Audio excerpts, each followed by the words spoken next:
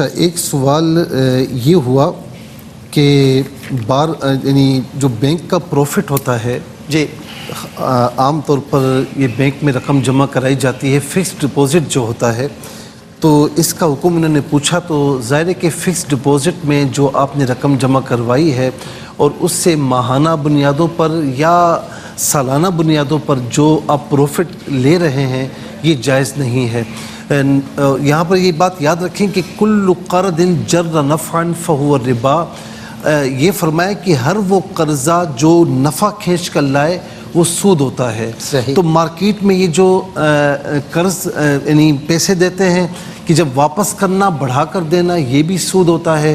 اسی طریقے سے بینک میں فکس ڈپوزٹ میں جو آپ جمع کرواتے ہیں اور کسی بنیادوں پر بھی اس کا منافع لیتے ہیں یہ بھی سود ہوتا ہے، یہ بغیر عوض کے ہوتا ہے۔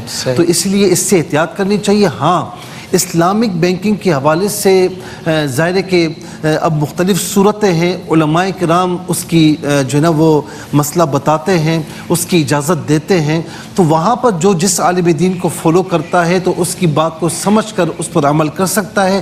لیکن بہرحال یہ جو کمرشل بینکنگ ہے تو فی الحال جو یہ مسئلہ پوچھا ہے تو یہ جائز نہیں ہے۔ اس کے بعد ایک سوال یہ ہوا کہ ایک بہن نے کہا کہ ڈائلیسس کے دوران، میری بہن جب ڈائلیسس آپ کے ہو رہے ہیں، یہ ہمارے قرآن سنائی میں بھی کال کرتی ہیں، یہ پوچھ چکی ہیں۔ قرآن کریم میں ہے نا، قرآن کریم میں دو چیزیں بیان ہیں کہ ایک تو یہ ہے کہ فمن کان منکم مریدن، اگر تم میں سے کوئی مریض ہو تو ماہ رمضان کے روزے چھوڑ سکتا ہے، ایک تو یہ ہے۔ دوسرا وَعَلَى الَّذِينَ يُطِيقُونَهُ فِدْيَةٌ طَعَامُ مِسْكِينٍ، اور جسے روزہ رکھنے کی طاقت نہ ہو تو وہ بھی روزہ چھوڑ سکتا ہے۔ اچھا، مریض جب بھی صحیح ہوگا تو روزے کی قضا کرے گا، اور جس کی طاقت نہیں ہے، جس کی طاقت ہی نہیں ہے روزہ رکھنے کی، تو اب وہ صحیح ہونے کا امکان نہیں ہے۔ اگر ایسا معاملہ ہو تو وہ ہر روزے کے بدلے میں فدیہ دے دے، اللہ تبارک و تعالیٰ اس فدیہ کو قبول فرمائے گا۔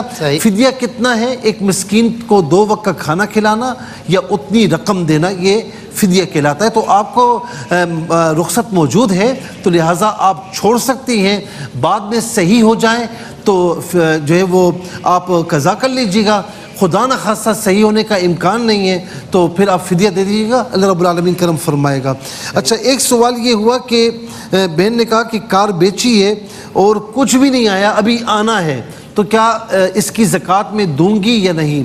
دیکھیں، ایک تو یہ کہ کار آپ بیچ چکی ہیں اور اس کی جو رقم ہے وہ آپ کے پاس آنی ہے، ٹھیک ہے نا۔ اچھا، اب اس کی 2 صورتیں ہیں، یا تو یہ ہے کہ اگر آپ چاہیں تو پہلے سے وہ رقم کتنی آنی ہے اس کو زکوٰۃ اس میں شامل کر لیں اور زکوٰۃ نکال دیں، یہ بھی کر سکتے ہیں، اور یہ بھی کر سکتے ہیں کہ انتظار کر لیں جب پیمنٹ آ جائے تو وہ پھر آپ کے پاس اگر جب آتی ہے تو اس وقت آپ پھر زکوٰۃ کی ادائیگی کر سکتے ہیں۔ دونوں صورتیں موجود ہیں۔